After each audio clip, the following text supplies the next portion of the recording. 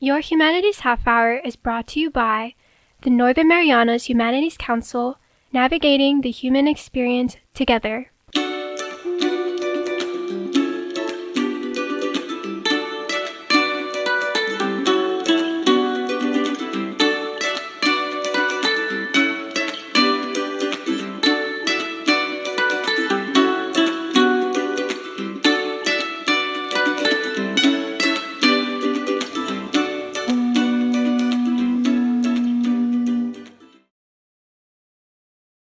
Hafade, Tiro, and welcome to Your Humanities Half Hour. I'm Catherine Perry, and today we are talking journalism in the Marianas, and our guest today is a longtime journalist and editor here in our islands, Mark Rabago. Mark, Happy New Year. Welcome. Half a day, Miss Cathy, and Happy New Year. Welcome to 2025. So you have been working in journalism here in the Marianas for over 2 decades. How did you get into this line of work? Oh, 23 years, long time. I started my journalism career back in Manila, Philippines. That's where I grew up. You can say I started with Philippine Post. It's a daily, a small daily in the news in the Philippines. But before that, I was part of the Philippine National Police media team of the Philippine National Police Chief. It was a short gig, wasn't really that big an office. But when I transitioned to Philippine Post, it was more of a feature writer. Then when my editor got hired for Manila Times, he brought me in. So I worked also for Manila Times for a few years. Then in 2001, I had the opportunity to move to Saipan. I was recruited to be a reporter for Saipan Tribune. So I joined Saipan Tribune in February 14 of all days, 2001. It was a bummer to leave my girlfriend then, my then girlfriend, and just before the Day of Hearts. So yeah, 23 years. Saipan Tribune, of course, just closed at the end of December 2024. But you were mentioning that your first week on the job here was kind of baptism by fire? Oh yeah, because at that time, Saipan Tribune had, I think, 2 reporters and 1 editor. My editor then was Aldwin Fajardo, and my 2 colleagues were Edith Alejandro and Marian Maraya. And they needed somebody to cover Capitol Hill, because I think at that time, Marian was covering community, and Edith was covering police and court, so they needed somebody to immediately cover the Capitol Hill. I think, in a way, they wanted to see if I was worth it to be recruited on Saipan, if I had the stuff. So it was basically baptism by fire, and I was really thankful that our mutual friend Terry Flores was there to help me out. Remember her big contraption of a recorder that she uses when she used audio recorder so about this big, 5 pounds. So she had she taught me the ropes. Yeah. I remember vividly my first coverage was the confirmation hearing of public auditor Mike Sablan. Yes. So it was crazy. I could say Mike Sablan is my first local friend here, because immediately after, I think the next Tuesday, they had a Rotary meetings. He invited me, and he paid for my lunch. Wow, that's a good start to a career. It's a good start, yeah. So I just told him, if anything, if there's a story on OPA, hopefully there's no conflict, so don't blame me. Well, I invited you here, and thank you for accepting, because I thought you would be a good person to kind of give our viewers insight into how news works, what the newsroom is like, so that the consumers of what it is that newsrooms produce can really understand what are some of the considerations and the procedures and stuff like that. Can you start us off maybe with I'll say you, even though you're no longer with the Tribune, but how do you decide what you're going to write about or what you're going to put in the paper? Actually, it changed. Or what you're not going to write about. So the social media age, you could actually take cues from social media, looking at Facebook, following up on stories, what's happening in the courts. When I first came here, it's basically the editor who gives me what do I need to follow up on. Like the case of the Capitol Hill, there's usually sessions, hearings, or bills being tackled. So you go there and basically sit down, try to digest what's happening there, and look at worthy news items that you would be reporting. It's because I probably spent like my first 3 months here doing the usual news beat. But after, I think it was March or April, I don't remember now, that's 23 years ago, they needed somebody to cover sports. And I had a bit of a background in sports, and I love sports. So they made me cover the mobile games, which is baseball tournament between the CNMI, Guam, and Palau. I'm not sure if FSM was also participating during that time. So I transitioned to sports, and basically for the next 10 years, I was the sports reporter / sports editor for Saipan Tribune. So yeah. How do you go about getting your story to make sure that, number one, it's accurate and that it's fair? What are some considerations? Well, if it's a sensitive topic like the courts, obviously you have to get the court documents for it. And if it's like a he said, she said kind of thing, you have to get both sides. If it's controversial, then we have to really wait for the other side to have their response to make it fair. That brings to mind the question of deadlines. Like, you have a paper, sometimes you have a certain number of stories you may have to, or a certain number of words you need to produce for the day. How does that figure into either waiting for somebody to respond to an inquiry, or deciding to, or the depth of your story, or things like that? Ideally, most stories should already be in the editor's desk or in the editor's email by 6 p.m. Because our deadline is 7 p.m. We have to give everything to the artist to lay it out, for graphics department to lay out the story in the graphics department. But sometimes we have no choice but to wait, and some reporters take their time writing. So I think during the final weeks and months of Saipan Tribune, I could wait like until 7:30 or 8 at the most, if it's really an important story. But ideally, they have to send their stories by 6. For sports, it's easier because the sports reporter usually covers the day before. So if he or she already has the stats, then by 4 p.m. it would have been good. It would be good. They already have the story. How do you decide what will make the news that day, or what maybe is not so important, or what really, I guess, more important, like out of all of the things that you could potentially cover or have assign a reporter to cover, some things we have time for and some things we don't? Usually there's like holy trinity of sports beats here. That's the governor's office, courts and cops, and the legislature. So any stories coming from them are usually page 1 material. Now it just depends on what is a heavier topic, a more interesting topic. Usually a topic when it comes to money, because Saipan Tribune used to prioritize or think of itself as a business and community paper.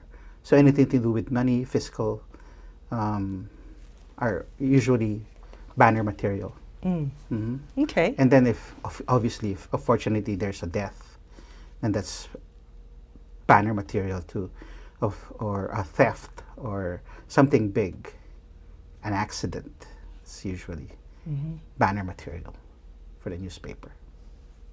What do you think is the biggest misunderstanding people who are not part of the news process have about how the news works, or how editing or reporting works? I could just, from experience, we don't have any bias.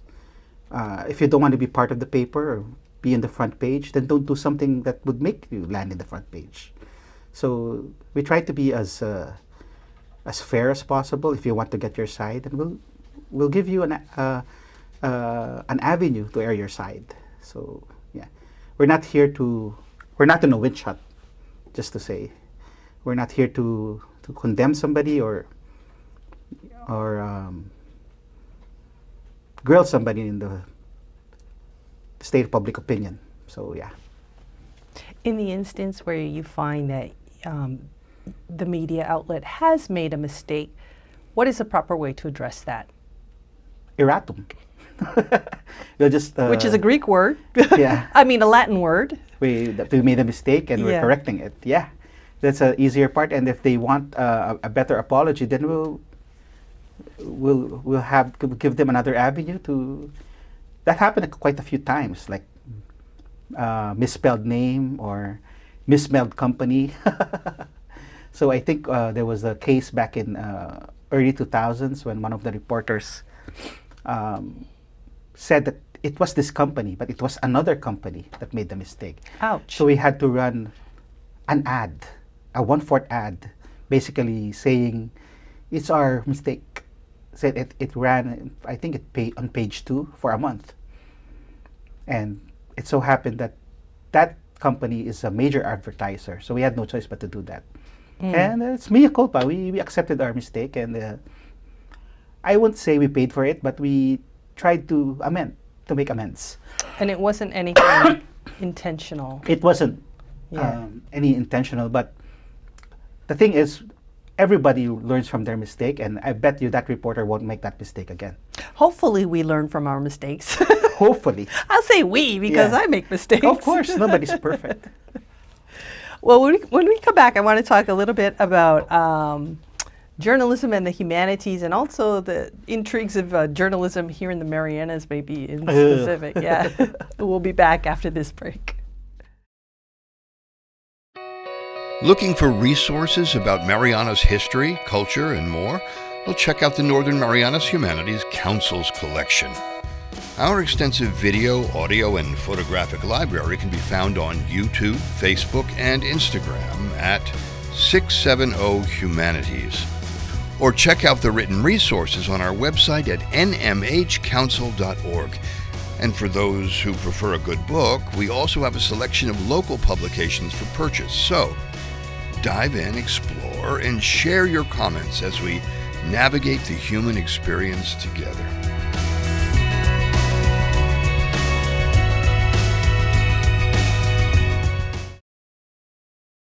Welcome back. We're chatting with Mark Rabago. He's a longtime reporter and editor here in the Marianas, most recently with Saipan Tribune.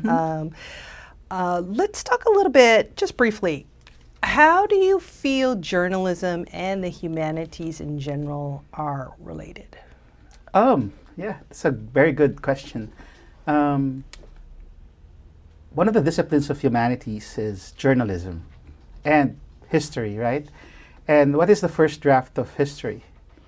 The news from the journalism, from the newspaper. Yeah. So it's intricately tied with the humanities. And what do we write about?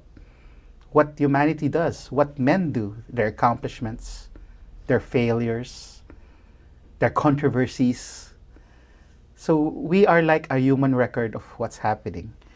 I remember back in college when we're talking about Philippine history, there is like a town barker who delivers the news from the chief of the village. He's called a Humalahokan. Wow. Who basically translates to shouter of the news. So we are basically that, but in more digital and probably physical form. So it's a way of keeping in touch with what's happening, because what are humans? We interact. We talk about, we have history. And then where do we get it? From what's happening, what's current events. So it's tied into the humanities, journalism. You can't have journalism and humanities without the other. And also, you know, especially like with the council, with the many projects they do, they always try to bring out diverse opinions, views, balanced perspective, helping people to put themselves in the shoes of other people. And that's kind of also what journalism and news does. Of course, we have our opinion page. We have debates on not only the opinion pages, what the columnists think. We also have poems. Joey Connolly, my good friend, who's now moving to Variety. Good luck, man. Zaldi, treat him right. So yeah, and then what's the discourse people talk about in the streets or in the water coolers, near the water coolers? It's what's in the newspaper. It's what's on the website, what's on the online news, what's on social media. And who brings them that? Journalists. So, you know, they say in the age of social media, we don't need journalists anymore. We need them. Who's going to vet the news? Who's going to tell them that this is 100% certainty? Who gives them the other side of the coin when it comes to topics, serious topics? So there's needs some vetting. Needs some more responsibility. We can't just have a talking head there. Opinions. Yeah, and say this is news. Yes, yeah. It's not news. Reporting the news in the Marianas presents its own unique set of benefits or strengths and challenges. I want to share first. Okay, as a former reporter myself, briefly, I would say one of the advantages is everybody's connected, so it's easy to get information, to get access. And one of the disadvantages is everybody's connected. Via the coconut wire, right? So it can work for you or it can work against. Coconut wire, yeah. What's your thought? Well, one of the first lessons I learned here when I first came to Saipan as a journalist is don't forget the middle initials. Oh, yeah. There's a 1I Camacho, 1L Camacho, and there's one more than F Camacho. more than one of them. Yeah, so you really have to be particular. And as you said about the interconnecting thing, you have to be very careful when reporting the news. You might be turning off one family, and everybody's like family here.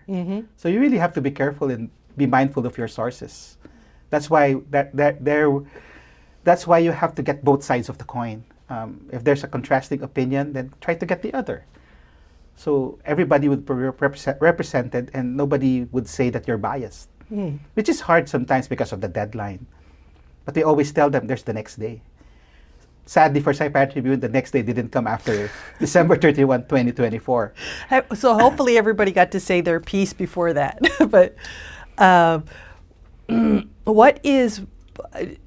there any particular stories or experiences you've had that kind of speak to the unique way news is done here in the Marianas?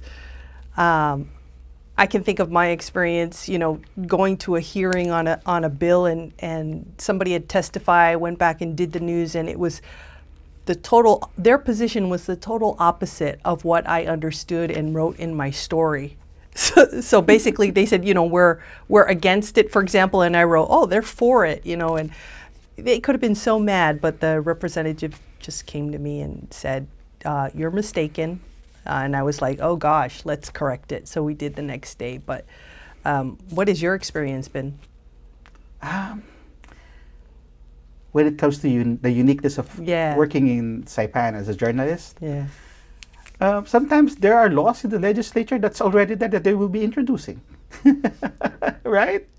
Is this something like you're already aware of the law, or in your research you kind of figured out? In your research, and they always say that. And I think we have more empathy here compared to, like, for instance, when Assange came, Julian Assange, I think in July, I think that's the biggest news of the year, last year, right? So, there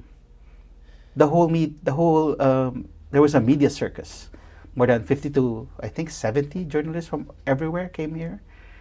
And they're like all busy, wrestling each other to get news. But the local media were like, okay, chill. You're here, but while you're here, try to enjoy the beaches. We're not just about work here. We still did the work. But if you ask me what's the hardest time I had in the past year working for Saipan Tribune, that was it. Because, of course, I was covering it not for Saipan Tribune. Kimberly was there. I was covering it in behalf of Wall Street Journal, The Telegram. So I had to do that in the morning. I was up like 6 o'clock. That ended like 12. At 1 o'clock, I had to close the paper. So that was a grind. That was the most challenging time of the year for me as the editor.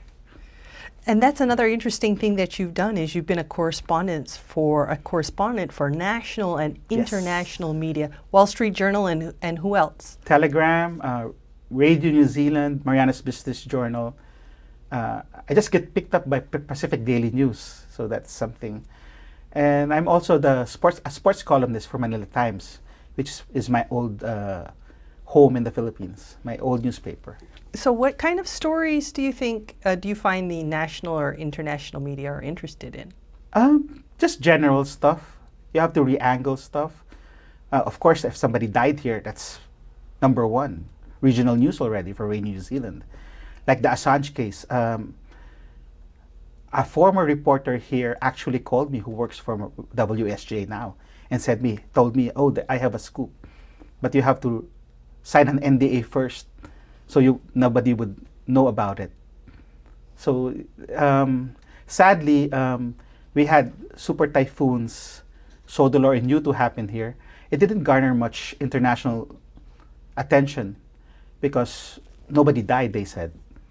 Well, that should have garnered international attention. Maybe they could have learned something. Yeah, so that's in a way, I've learned that what's important in the CNMI is not really important for other news outlets. Mm-hmm. So yeah, usually controversy, somebody got impeached, somebody died, typhoons. The economy, I think. The economy, especially tourism, especially that they know that we are a one industry community, one industry island. We have tourism. Mm-hmm. So funnily, when Saipan Ribbon closed, it was a big story for Radio New Zealand. Mm. I think they interviewed me and I did a piece for them. Mm-hmm. What do you find they don't know about us that you would have maybe expected that they would? Sometimes they still think of us as a country. They don't think of the CNMI as a territory of the U.S. Mm-hmm. Yeah, and especially with the tensions with China, they kind of lump us together with Guam too. But we're a totally different territory than Guam. Mm-hmm. Mm-hmm. Sometimes somebody from Radio New Zealand would ask me to do stories for Guam. I'm said it's a 30-minute plane ride away from me. I can't do that. Yeah. I know one thing that a lot of readers and consumers are interested in are investigative stories. How does that factor into the considerations of an editor, whether resources will be invested into an investigative story? First and foremost, you have to have manpower. In the past 5 years, I think we've gone from an 8-reporter outfit to basically a 1 sports reporter, 1 news reporter outfit. We used to have two editors, me and JV, our good friend. Sorry, I didn't call him Panfilo, okay? So we were quite a robust team before. So we had time to do investigative reporting. I remember we did a reporting about how responsive government agencies are with the Freedom of Information Act. Mm-hmm. So we had a lot of good investigative stories. And Ferdy De La Torre, who was our senior reporter for the longest time, I think he's the longest tenured reporter here ever since. I think left in 2024. Yeah, I think August. So he did some investigative reporting, and he said it's quite scary sometimes because because he dealt with police and courts. So, and plus on the island you can't really disguise yourself because it's such a small island. Everybody knows you. Mm-hmm. True. So when the newsroom gets cut into half or sometimes a fourth of what it used to be, there goes the investigative reporting side of it. Just as a matter of practicality. Yeah, it's not that you're not interested or you're ignoring the topic. Mm-hmm. It's just... there's just no manpower. Yeah. But I would like to do that with my new media outfits because it's not just a one-shot deal. You really have to dig in, weeks and months to see, especially with corruption cases. Because you want to be fair and you want to be accurate. Because the biggest sin of a reporter is not doing enough investigation or not doing enough research. And you just write it for just the sake of it, just to beat the other competitor. So, although you have departed after over 2 decades at the Saipan Tribune, your current endeavors still have you in the newsroom under a slightly different format. Can you share with us just a little bit about that? January 31, December 31, we bid adieu to Saipan Tribune. And the very next day, January 1, I started with Marianas Press. Thomas Manglonia used to be our correspondent. So I'm familiar with his work, and he's a editing savant, journalist par excellence. So I'm happy to combine forces with him, and hopefully Marianas Press would satiate the appetite of the CNMI, which just lost a pillar of journalism when Saipan Tribune closed. So we're just building on, or trying to continue, the tradition of Saipan Tribune with Marianas Press. And you were saying that one of the first things you've noticed is how fast the news gets out in this format versus previous format. On Saipan Tribune, we'll write the story, give it to the layout artist. It gets printed, gets out in the stores like 6 o'clock, 5 o'clock, and it gets published online like 6 a.m. too. I remember I did my first story for Marianas Press yesterday. I did the CNMI New Year baby, and I think I went there 6 o'clock. I did the interview in under 30 minutes. I went home like 7. I wrote the story in 30 minutes, and by that time, Thomas was also editing my videos. It was out 40 minutes after my interview finished.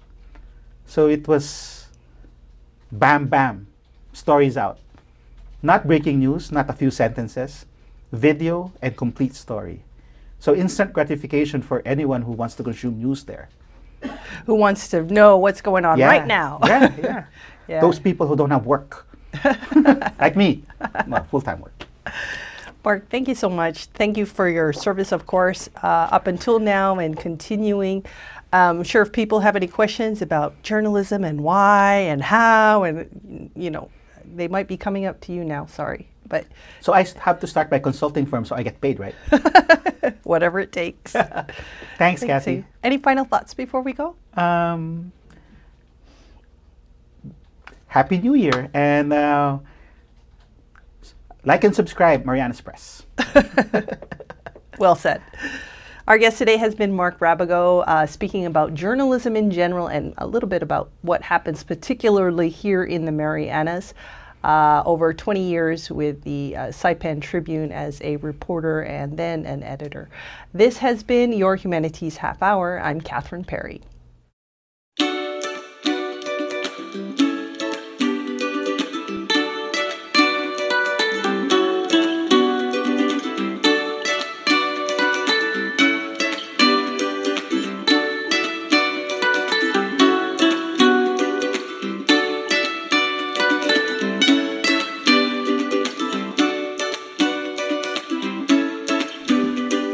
Your Humanities Half Hour has been made possible in part by a major grant from the National Endowment for the Humanities.